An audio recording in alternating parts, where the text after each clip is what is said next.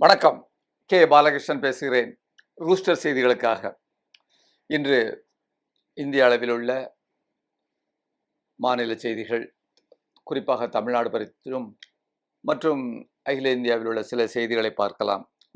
முதல் செய்தியாக, தமிழ்நாட்டில் திராவிட முன்னேற்றக் கழகம் ஆட்சியை இழந்ததற்கு பின்னால் டிவிகேவுக்கு பெரும்பான்மையான வாக்குகளை அளித்து, ஆனால் பெரும்பான்மையான வேட்பாளர்களை தேர்வு செய்யாமல் ஒரு தொங்கு சட்டமன்றத்திற்கு தமிழ்நாட்டு மக்கள் வாக்களித்துள்ளார்கள்.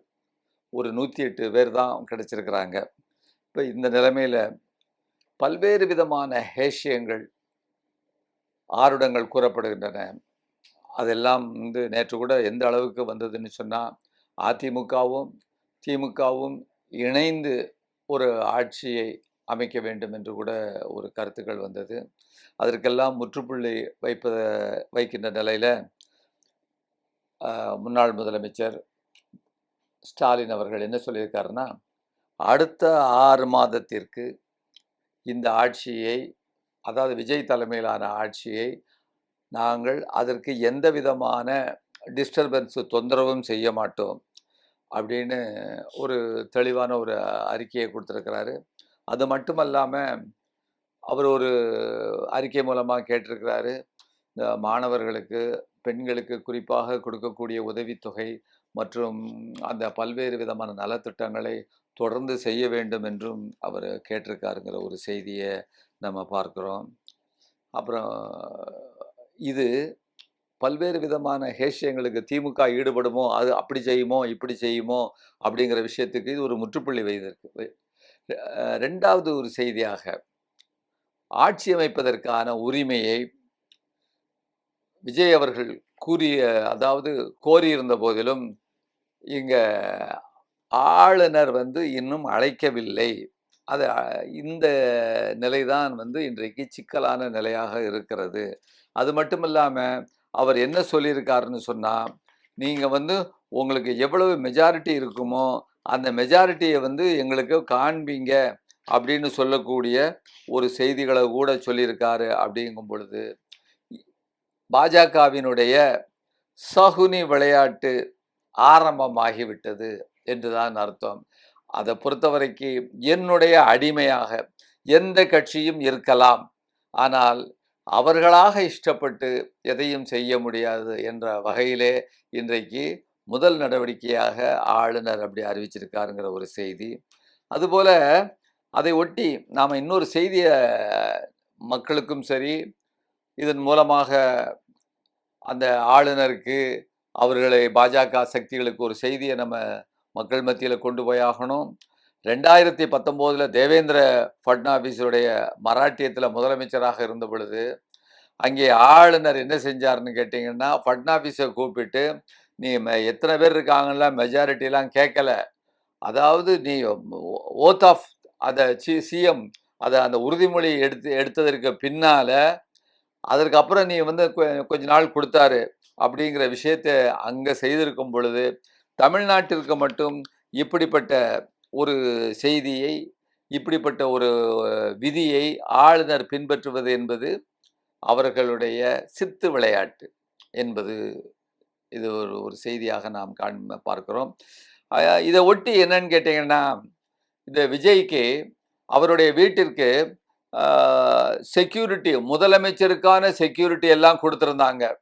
அதுபோல் அவங்க வீட்டில் மெட்டல் டிடெக்டர்லாம் வச்சுருந்தாங்க. இரும்புகள், துப்பாக்கிகளை கொண்டு போனால் அலாரம் அடிக்கக்கூடிய விஷயங்கள்லாம் வச்சுருந்தாங்க.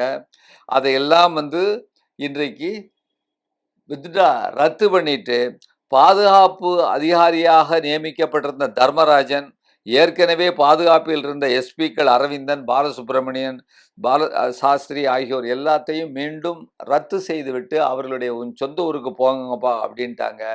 முதலமைச்சருக்கான ஒரு பாதுகாப்பு விலக்கி கொள்ளப்பட்டிருக்கிறது என்கின்ற செய்தியை நாம் இங்கு ஒரு கவலையோடு தெரிவிக்கிறோம். அதை ஒட்டி இன்னொரு செய்தி, 2015-16 நிதியாண்டில் வருமான வரி அந்த கணக்கில் இவர் ஒரு தவறான பிரமாண பத்திரம் தாக்கல் செய்ததாக, யாரு, விஜய் தாக்கல் செய்ததாக கூறி அது மேல ஒருத்தர் வழக்கு தொடுத்திருந்தாரு. அந்த வழக்கு சம்பந்தமாக விசாரிக்கும் பொழுது அதுக்கு ஒரு 1,50,00,000 கோடி அபராதம் விதிச்சாங்க. அதற்கு பின்னால அதை தொடர்ந்து அந்த பிரமாண பத்திரத்துல சில பொய்யான விஷயங்களையும் டாக்குமெண்ட்டுகளையும் கொடுத்திருப்பதாக ஒரு வழக்கு. அந்த வழக்குல என்னன்னு கேட்டீங்கன்னா, இன்றைக்கு சென்னை உயர்நீதிமன்றம், அதாவது இவங்க மேல வந்து விஜய் மேல வந்து விசாரணைக்கு பட்டியலிட்டுருங்க அப்படின்னு சொல்லக்கூடிய ஒரு செய்தி வந்திருக்கிறது. அவருக்கு மேல உள்ள அந்த வழக்கு, ஃப்ராட் வழக்க, பொய் சொன்ன வழக்க பட்டியலிடக்கூடிய ஒரு செய்தியும் வந்திருக்கு. அப்படின்னு சொன்னா, இன்றைக்கு ஒரு ஹை வேல்யூடு அசெட், விலை உயர்ந்த ஒரு அசெட்டாக, ஒரு பொருளாக, ஒரு சொத்தாக இன்றைக்கு விஜய் பார்க்கப்படுகிறார் போது, அவரை எப்படியாவது மடக்க வேண்டும், மண்டி போட வைக்க வேண்டும் என்பது டெல்லிக்காரர்களினுடைய, பாஜகவினுடைய அந்த ஒரு சதியினுடைய ஒரு அம்சமாக இருப்பதையும் நாம் பார்க்கிறோம். அதுபோல இன்றைக்கு அதை ஒட்டி வேறொரு செய்தி, மதச்சார்பற்ற முற்போக்கு கூட்டணிக்கு தொடர்ந்து எங்களுடைய ஆதரவு இருக்கும் என்று மார்க்சிஸ்ட் கம்யூனிஸ்ட் கட்சியினுடைய பொதுச் செயலாளர் தோழர் ஷண்முகம் அவர்கள் இங்கே அவர் ஒரு அறிக்கை கொடுத்திருக்கிறார் என்கின்ற செய்தி கூட கிடைச்சிருக்கிறது. அப்புறம் இன்னொரு செய்தி என்னன்னு கேட்டீங்கன்னா, இந்தியா கூட்டணி விரைவில் சீக்கிரம் சிதறி போயிடும் அப்படின்னு சொல்லிட்டு அந்த 7ஆம் தேதி அந்த வந்த உடனேயே பாஜகவினுடைய செய்தி தொடர்பாளர் யாருன்னு கேட்டீங்கன்னா, ஷஷாந்த் பூனாவால்ங்கிறவர் எக்ஸ் தளத்தில் கூறியிருக்கிறார். அவருடைய விருப்பம் வந்து, பாஜகவினுடைய விருப்பம் இந்த கூட்டணியை உடைக்க வேண்டும், நொறுக்க வேண்டும் என்பதுதான் இந்தியா கூட்டணியை. அதற்கு ஒரு உதவி செய்வது போல இன்றைக்கு தமிழ்நாடு காங்கிரஸ் முடிவெடுத்திருக்கிறது என்பதையும் நாம் இங்கே வந்து இந்த செய்திகளை நம்ம குறிப்பிடுறோம். அதோட இன்னொரு செய்தி என்னன்னு கேட்டிங்கன்னா, அதான் டெல்லியிலிருந்து ஒரு முக்கியமான ஒரு தாக்கியதை அனுப்பியிருக்காங்க தமிழ்நாடு கவர்மெண்ட்டுக்கு. தமிழ்நாடு கவர்மெண்ட் என்பது ஒரு அரசு என்பது எப்பொழுதும் இருக்கும். சீஃப் செக்ரட்டரி, அதிகாரிகள் என்பது, அங்கே உள்ள கட்சிகள் வந்து அந்த அரசாங்கத்துக்கு பொறுப்பெடுப்பார்கள், அவர்கள் மாறுவார்கள் என்பது வேற. எனவே அரசு என்பது, அரசு இயந்திரம் இருக்கிறது. அந்த தமிழக அரசிற்கு டெல்லியிலிருந்து ஒரு தாக்கீது வந்திருக்கு. என்ன தாக்கீது வந்திருக்குன்னா, PM ஸ்ரீ திட்டத்தில் உடனடியாக 1 வாரத்திற்குள் நீங்கள் கையெழுத்திட வேண்டும். அந்த PM ஸ்ரீ திட்டம் என்னன்னு கேட்டீங்கன்னா, புதிய கல்விக் கொள்கையை ஏற்றுக்கொள்வது. அதாவது மும்மொழி கொள்கை, அதுல ஒரு அம்சம் மும்மொழி கொள்கையை ஏற்றுக்கொள்வது என்கின்ற இந்த திட்டத்தில் இந்த தமிழ்நாடு அரசாங்கம் ஏற்றுக்கொள்ள வேண்டும். அதாவது வரக்கூடிய புதிய அரசு, அது யாராக இருந்தாலும் சரிதான், அவர்களுக்கு 1 வாரம் தான் டைம் கொடுத்திருக்கிறோங்கிற செய்தியை இன்றைக்கு மத்தியில் உள்ள பாஜக என்பது இங்கே ஒரு தாக்கியது மூலம் அறிவித்திருக்கிறது என்பதையும் ஒரு செய்தியாக நாம பார்க்கிறோம். அதற்கு அடுத்ததாக இதோடைய பின்விளைவாக ஒரு செய்தி, ஒரு சின்ன செய்தி. கும்பகோணத்தில் உள்ள அந்த கார்பரேஷன் மேயராக காங்கிரஸ்காரர் இருக்கிறாரு. அவர் பேர் வந்து கூட சரவணன் சொல்லிட்டு, இந்த உறவு முறிஞ்சதற்கு பின்னால, திமுக உடைய காங்கிரஸ் உறவு முறிஞ்சதற்கு பின்னால அங்க உள்ள திமுக மாமன்ற உறுப்பினர்கள் எல்லாம் இவர் பதவி விலக வேண்டும் என்கின்ற ஒரு கோரிக்கையை வைத்திருக்கிறார்கள். அவர் மீது அநேகமாக நம்பிக்கையில்லா தீர்மானம் கொண்டு வருவாங்க. அது எப்படி நடக்க போகுதுங்கிறத பார்க்கலாம். அப்புறம் இன்னொரு செய்தி, இந்த தேர்தல் சம்பந்தமாக பாஜகவினுடைய கேரக்டர், அது எப்படிப்பட்ட கட்சி என்பதை விளக்குவதற்காக மேலும் ஒரு சான்றை உங்கள் முன்னால் நான் வைக்கிறேன். மொத்தம் இந்த 5 மாநில தேர்தலில் 104 இஸ்லாமியர்கள் தேர்ந்தெடுக்கப்பட்டுள்ளார்கள். மொத்தம் வந்து 723 723 சட்டமன்ற உறுப்பினர்கள் தேர்ந்தெடுக்கப்பட்டதில் 104 பேர் இஸ்லாமியர்கள். அதாவது 14.3% இஸ்லாமியர்கள் தேர்ந்தெடுக்கப்பட்டுள்ளார்கள். மேற்கு வங்காளத்தில் 40 பேர், கேரளாவில் மொத்தம் 35 பேர் தேர்ந்தெடுக்கப்பட்டிருக்கிறாங்க. அஸ்ஸாமில் 22 பேர் தேர்ந்தெடுக்கப்பட்டிருக்கிறாங்க. தமிழ்நாட்டில் 7 பேர் தேர்ந்தெடுக்கப்பட்டிருக்கிறாங்க.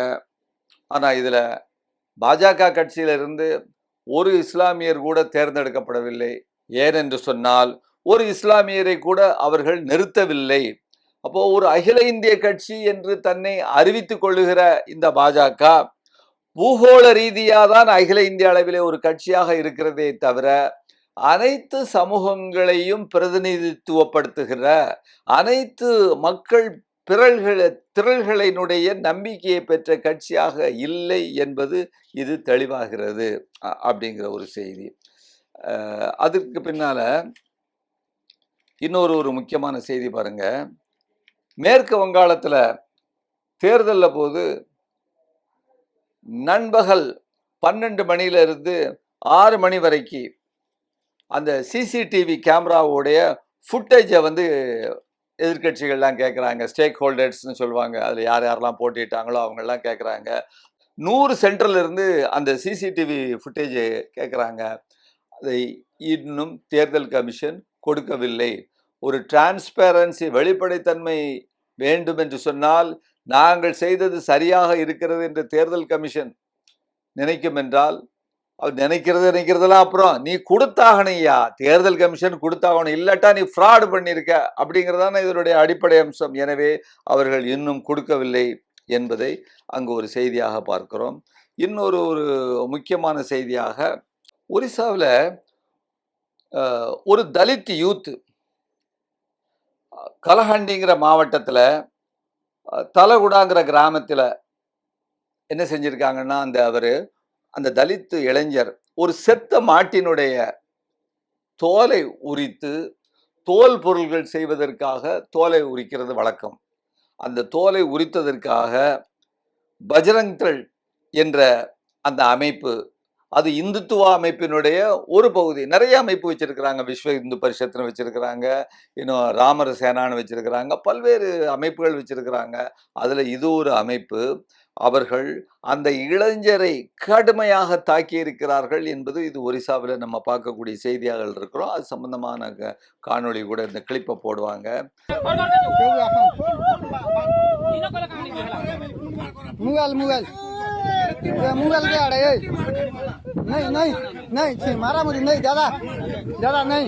இப்ப இது என்னன்னா, அடிப்படையில இந்த இந்துத்துவவாதிகள், அதனுடைய ஒரு கட்சியாக இருக்கின்ற பாஜக, இவர்கள் அடிப்படையிலேயே ஆதிவாசிகளுக்கு எதிராக, பட்டியலின மக்களுக்கு எதிராக, பெண்களுக்கு எதிரான, சிறுபான்மை மக்களுக்கு எதிராக உள்ளவர்கள் என்பதை நாம் இங்கே மீண்டும் மீண்டும் பல்வேறு சான்றுகளோடு நாம் சொல்லிக் கொண்டிருக்கிறோம். அது உண்மையாக இருக்கிறது.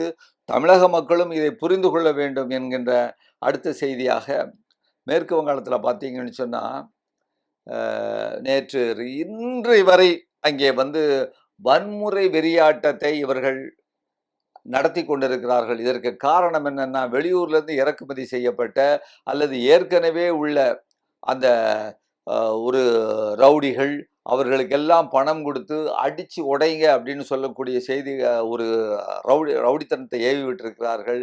இது ஒரு பக்கம். லெனினுடைய சிலை தலை எடுக்கப்பட்ட விஷயங்கள்லாம் நம்ம பார்த்தோம். இப்பொழுது அதற்கு பின்னால் இன்றைக்கு இடதுசாரி கட்சிகள், குறிப்பாக மார்க்சிஸ்ட் கம்யூனிஸ்ட் கட்சியை சேர்ந்தவர்கள், அப்புறம் பொதுமக்கள் எல்லோரும் சேர்ந்து அங்கே ஒரு எதிர்ப்பு போராட்டத்தை ஆரம்பித்திருக்கிறார்கள். அதாவது இதுதான் முக்கியமான செய்தி. இந்த லெனின் சிலை உடைத்ததற்கு பின்னால் அங்கே காவல்துறையிடம் சென்று அவர்கள் புகார் அளித்திருக்கிறார்கள். 5 பேர் கைது செய்யப்பட்டிருக்கிறார்கள் என்கின்ற ஒரு செய்தியும் நமக்கு கிடைத்திருக்கிறது. ஆனால் முக்கியமாக மெயின் கல்பிரிட்ஸ், முக்கியமான குற்றவாளிகள் கைது செய்யப்படவில்லை. அவர்கள் உடனடியாக கைது செய்யப்பட வேண்டும் என்பது ஒரு விஷயம். அதற்கு அடுத்தது இன்னொரு செய்தி, முக்கியமான செய்தியாக நாம் பார்க்கிறது, இந்தியாவில் நீதிபதிகளும் எவ்வளவு, எல்லாரையும் சொல்லவில்லை, சில நீதிபதிகள் சாதி வெறி பிடித்தவர்களாக இருக்கிறார்கள் என்பதற்கு ஒரு உதாரணமாக ஒரு செய்தி. அதாவது ஒடிசா உயர்நீதிமன்ற நீதிபதி எஸ்கே பாணிகிரஹி அவர் என்ன செஞ்சிருக்கிறாரு, பார் அண்ட் பெஞ்சு அறிக்கை கொடுத்துருக்கு. அந்த அறிக்கையில் உள்ள செய்தியை நான் படிக்கிறேன். கடந்த 6 மாதங்களில் காவல் நிலையங்கள், மருத்துவமனைகள், கோயில்களை சுத்தம் செய்வதற்கு இதுதான் நிபந்தனையாக 50 பேருக்கு, குற்றம் சாட்டப்பட்டவர்களுக்கு வந்து ஜாமீன் கொடுத்துருக்குறாங்க. அதாவது தண்டனை அதிலிருந்து ஜாமீன் கொடுக்கறதற்கான காரணத்துல ஒண்ணு. அதை இதெல்லாம் செய்தேன்னா நீ வந்து கண்டிஷன் பெயில்னு சொல்லுவாங்களே, அந்த கண்டிஷன்ல காவல்துறையை கிளீன் பண்ணணும், டாய்லெட்டை கிளீன் பண்ணணும், கோயிலை கிளீன் பண்ணணும், மற்ற மருத்துவமனைகளை கிளீன் பண்ணணும்னு சொன்னா இந்த நீதிபதி எத்தகைய ஒரு சாதிய மனப்பான்மையுடன் இவர் நடந்திருக்கிறார் என்பதற்கு அங்கே உள்ள பார் அண்ட் பெஞ்ச் அந்த அறிக்கையை கொடுத்திருக்கிறது. இன்னொரு செய்தி, பிரிக்ஸ்னு ஒரு கூட்டமைப்பு இருக்கு. அந்த என்ன வெளிநாட்டு செய்தியை சொல்றேன்னு நினைக்காதீங்க, நம்ம நாடோட சம்பந்தப்பட்ட விஷயம்தான். அதுல பிரேசில், ரஷ்யா, இந்தியா, சீனா, தென்னாப்பிரிக்கா, Saudi Arabia, United Arab Emirates, Iran, Egypt, எத்தியோப்பியான்னு இந்த 10 நாடுகள் இருக்கு. இந்த நாடுகள் எல்லாம் சேர்ந்து அமெரிக்கா மிகப்பெரிய ஆக்கிரமிப்பை நடத்தி கொண்டிருக்கிறது. ஆக்கிரமிப்பை நடத்தி கொண்டிருக்கின்ற இஸ்ரேலுக்கு எதிராக வாய் திறப்பதில்லை, அதற்கு ஆதரவாக தாக்குதலை நடத்துகிறது, ஈரான் மீது குண்டுகளை போடுகிறது. எனவே இவற்றை கண்டிக்கும் விதமாக இந்த நாடுகள்லாம் என்ன செஞ்சிருக்காங்கன்னா, அமெரிக்க பணத்தை, அதாவது நாங்கள் இனிமேல் பயன்படுத்துவதில்லை, டாலரை பயன்படுத்துவதில்லை, அந்தந்த நாடுகள் ஒவ்வொன்றும் தங்களுடைய பணத்தை பயன்படுத்துவோம் அப்படின்னு சொன்னா டாலருடைய அந்த பயன்பாட்டை குறைக்கிறது அப்படின்னு முடிவு பண்ணியிருக்கிறாங்க. ஆனா இந்தியா மட்டும் அதற்கு ஒத்துக்கொள்ளவில்லை. ரூபாயில நான் பயன்படுத்துவோம்னு ஒத்துக்கொள்ளல, நான் டாலரை தான் பயன்படுத்துவோம் என்ற செய்தியை இவர்கள் சொல்லியிருக்கிறார்கள். அதுக்கு காரணம் என்னன்னா, ட்ரம்ப் மிரட்டி இருக்கிறாரு, டாலரை நீங்க பயன்படுத்தலைன்னு சொன்னால் உங்கள் மீது என்ன விசாக்கள்லாம் வந்து கடுமையாக டைட்டன் பண்ணிடுவேன், ஏற்கனவே விசால உள்ளவங்கள் மேலெல்லாம் வந்து பல்வேறு பிரச்சனைகள் இருந்ததுன்னா ஊருக்கு அனுப்பிடுவேன், ஏற்கனவே ஒரு தடவை கையில விலங்கு போட்டு அனுப்புனது நமக்கு ஞாபகம் இருக்கும்னு நினைக்கிறேன், அப்படிலாம் செஞ்சிருவேன், அதனால நீங்க பார்த்து யோசனை பண்ணி செய்யுங்க அப்படின்னு சொல்லிட்டு ட்ரம்ப் மிரட்டினதுடைய விளைவாக இன்றைக்கு நம்ம நாட்டில இருந்து என்ன அறிவிச்சிருக்காங்க, ரூபாயில நான் செய்யலப்பா, நான் டாலர்லயே நான் செஞ்சுக்கிடுறேன் அப்படிங்கிற ஒரு விஷயத்தை கொடுத்துருக்குறாங்க. அப்போ பார்த்தீங்கன்னா அவன் எரிவாயு மேலேயும் கச்சா எண்ணெய் மேலேயும் பல்வேறு 100% அதாவது வரிகள் மற்ற விஷயங்கள்லாம் கூட்டுவேன், எதனால நீ டாலரை விட்டுட்டு ரூபாயில போனேனான்னு அவ சொன்னா அதற்கு இவங்க அடிபணிஞ்சிருக்கிறதுக்கு காரணம் இந்த மிரட்டுதல். ஆனா இது நடக்கலைன்னு சொன்னா ரஷ்யாவில இருந்து, ஈரான்ல இருந்து குறைஞ்ச விலைக்கு இவங்க கேஸு, அந்த கச்சா எண்ணெயெல்லாம் வாங்கலாம். நம்முடைய நீண்டகால நட்பு நாடாக இருந்த ரஷ்யாவில இருந்து நம்ம குறைஞ்ச விலைக்கு வாங்கலாம். ஆனா வாங்கினா அது அதானிக்கு போறது என்பது அது ஒரு வேற விஷயம். ஆனா இந்தியாவுக்கு வரலாம் அப்படிங்கிற ஒரு செய்தி இருக்க, இந்த செய்தியை அதனால் இந்திய நாட்டு மக்களுக்கு வரி குறைக்கப்பட்டு இவர்களுக்கு கேஸ் குறைந்த விலையில் கிடைக்கும், குறைந்த விலையில இன்றைக்கு எண்ணெய் கிடைக்கும் என்பதையெல்லாம் மறந்துவிட்டு அல்லது ஒதுக்கிவிட்டு, அங்க கிட்டத்தட்ட எவ்வளவு பேர் இருக்கிறாங்கன்னு கேட்டீங்கன்னா வந்து 7 லட்சம் பேர் உயர் வகுப்பினர், உயர் சாதியினர் அங்கே அமெரிக்காவில் இருக்கிறாங்க. அவர்களுடைய நலன்களை பாதுகாக்க வேண்டும், அவர்களுக்கு பங்கம் வந்துவிடக்கூடாது, இடையூறு வந்துவிடக்கூடாது என்ற காரணத்தினால இந்திய நாட்டில் உள்ள கோடிக்கணக்கான மக்கள் மீது தலையில் வரி விழுந்தால் பரவாயில்லை என்கின்ற ஒரு நிலைப்பாட்டை இந்திய அரசாங்கம் எடுத்திருக்கிறது. அந்த 7 லட்சம் பேர் பாதுகாக்கப்பட வேண்டும், உயர் வகுப்பினர் பாதுகாக்கப்பட வேண்டும் என்பதற்காக ஒரு செய்தியாக நாம் பார்க்கிறோம். இப்படி மக்களை பற்றி கவலைப்படாத ஒரு அரசு இருப்பது, அது புதிதாக தமிழ்நாட்டில் பொறுப்பு ஏற்கப்பட இருக்கின்ற மக்கள் வாக்களித்துள்ள ஒரு அரசை மிரட்டுகின்ற செய்திகள், அதை பணிய வைக்கின்ற செய்திகள் எல்லாம் நமக்கு உண்மையிலேயே வருத்தத்தை அளிக்கின்றன என்ற இந்த செய்தியுடன் இன்றைய நிகழ்ச்சியை முடித்துக் கொள்ளலாம். நன்றி, வணக்கம். ஊடகம் கார்ப்பரேட் அரசியல்வாதிகளின் கைப்பாவையாக, அடிமைகளாக இருந்தது போதும். இனி சாட்டை எடுத்து சுழற்றும் நேரம் வந்துவிட்டது. ஊடகம் பொதுமக்களாகிய உங்களுக்காக, உங்களாலேயே இயக்கப்பட வேண்டும். ஊடக சுதந்திரத்திற்காக உங்களின் பங்களிப்பை இன்றே அளித்திடுங்கள்.